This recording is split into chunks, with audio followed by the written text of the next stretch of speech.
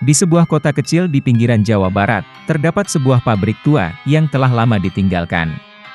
Pabrik itu dulunya adalah pusat produksi tekstil yang terkenal pada zamannya. Namun, sejak terjadinya sebuah insiden tragis beberapa dekade yang lalu, pabrik itu berhenti beroperasi dan ditinggalkan begitu saja.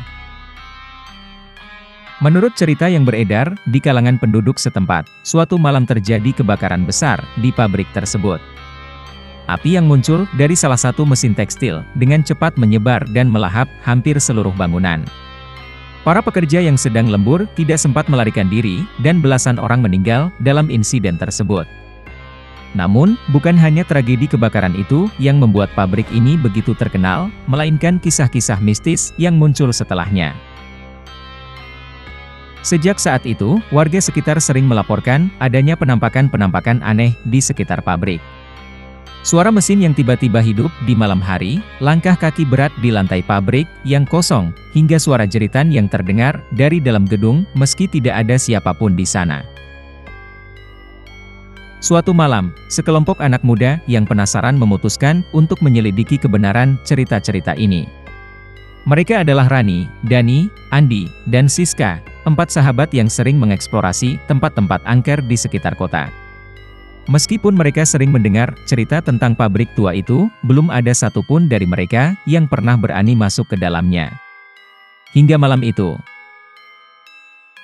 "Ini pasti seru," kata Dani dengan senyum di wajahnya, mencoba mengusir rasa takut yang mengendap di dalam hatinya. "Kalau kalian takut, kita bisa pulang sekarang," tambah Rani dengan nada yang setengah bercanda. "Siapa takut?" sahut Andi, yang paling skeptis di antara mereka. Mereka berempat memutuskan untuk memasuki pabrik sekitar pukul 10 malam, saat suasana di luar sudah benar-benar sepi. Pintu pabrik yang berkarat dan berderit berat mereka dorong bersama-sama. Begitu pintu terbuka, bau apek dan debu yang tebal langsung menyergap hidung mereka. Di dalam pabrik itu tampak seperti waktu yang berhenti. Mesin-mesin tua yang berkarat, gulungan kain yang setengah terbakar, dan sisa-sisa peralatan yang tertinggal setelah kebakaran. Mereka menyalakan senter dan mulai menjelajahi pabrik dengan hati-hati. Di dalam gedung yang besar itu, setiap langkah mereka terdengar bergema, menciptakan suasana yang semakin mencekam. "Tunggu, kalian dengar nggak?" tanya Siska tiba-tiba, suaranya bergetar. Mereka semua berhenti dan mendengarkan. Suara samar, seperti mesin yang sedang dihidupkan, terdengar dari kejauhan. Suara itu semakin lama semakin jelas, dan mereka bisa mendengar suara derak dan dentingan logam yang menakutkan. Padahal, semua mesin di pabrik itu sudah rusak dan tidak mungkin lagi berfungsi. "Ini nggak mungkin," gumam Dani dengan wajah pucat. "Semua mesin ini udah rusak." Namun suara itu terus berlanjut, semakin keras dan semakin mendekat. Mereka berempat saling pandang, tidak tahu apa yang harus dilakukan. Akhirnya, Rani memberanikan diri untuk maju lebih dalam ke area pabrik, diikuti oleh teman-temannya. Saat mereka mendekati sumber suara, mereka melihat sesuatu yang tidak bisa dijelaskan oleh logika. Sebuah mesin tua yang seharusnya sudah mati, berfungsi sendiri, berputar dan memutar gulungan kain yang setengah terbakar. Di dekat mesin itu, bayangan gelap melintas cepat, membuat mereka semua tersentak. "Apa itu?" teriak Andi dengan suara yang hampir pecah. Bayangan itu berhenti di salah satu sudut ruangan. Saat mereka menyorotkan senter ke arah sudut itu, mereka melihat seorang wanita berdiri di sana.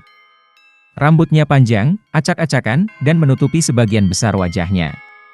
Pakaiannya lusuh dan penuh dengan noda darah. Wanita itu menatap mereka dengan mata yang penuh kebencian.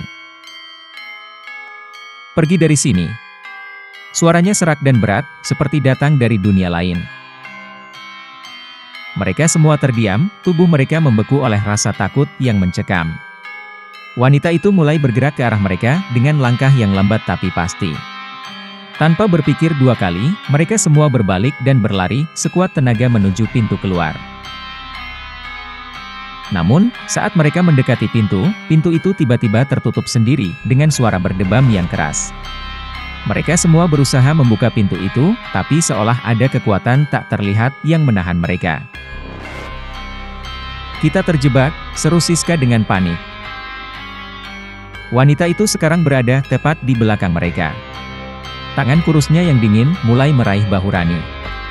Dalam kepanikan, Rani menendang pintu dengan sekuat tenaga, dan pintu itu terbuka, membuat mereka semua terjatuh keluar. Mereka berlari tanpa menoleh ke belakang, meninggalkan pabrik tua itu dalam kegelapan malam. Napas mereka terengah-engah, tubuh mereka gemetar hebat. Setelah mereka merasa aman, mereka berhenti untuk menarik napas di luar gerbang pabrik. "Tidak ada yang percaya pada kita," kata Dani dengan suara yang masih bergetar. "Tapi kita semua tahu apa yang kita lihat," balas Rani, mencoba menenangkan dirinya. Mereka berempat akhirnya pulang ke rumah masing-masing, berjanji untuk tidak pernah kembali ke pabrik itu lagi.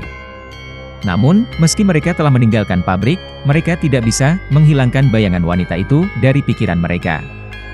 Mereka tahu bahwa mereka telah mengganggu sesuatu yang seharusnya tidak diganggu. Beberapa minggu setelah kejadian itu, pabrik tua itu terbakar lagi. Kali ini, kebakaran itu melahap seluruh bangunan hingga rata dengan tanah. Penduduk setempat yang melihat kebakaran itu, mengaku melihat bayangan seorang wanita berdiri di antara api, seolah-olah dia adalah bagian dari kobaran api yang melahap pabrik tersebut.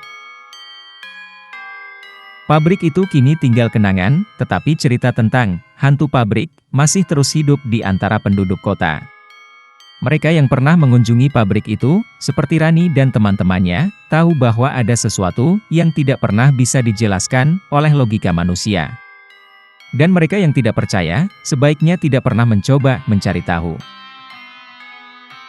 Demikian cerita horor kali ini. Sampai bertemu di cerita horor selanjutnya.